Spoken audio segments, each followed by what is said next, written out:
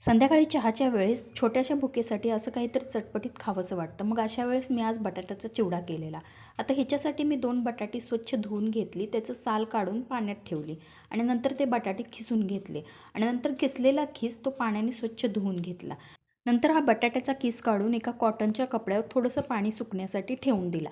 पुन्हा एका कढईत तेल तापत ठेवलेलं. ते तेल चांगलं तापलं की नंतर खिसलेला बटाट्याचा किस त्यात घातलेला.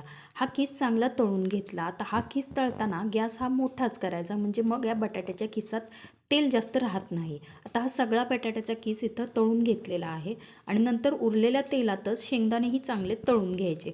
आता हे शेंगदाणेही चांगले करपूस होईपर्यंत तळून घ्यायचे. हे साहित्य सगळं थंड होऊन द्यायचं. तोपर्यंत इथं मिक्सरच्या भांड्यात थोडीशी साखर घ्यायची आणि त्याची पिठी साखर करून घ्यायची आणि नंतर थंड झालेल्या साहित्यात चवीपुरतं मीठ घालायचं आणि पिठी साखर घालायची आणि नंतर तळलेले जे शेंगदाणे होते तेही त्यात घालायचे आणि नंतर आवडीनुसार आपल्याला हव्या तेवढ्या त्यात तळून घेतलेल्या मिरच्या घालायच्या.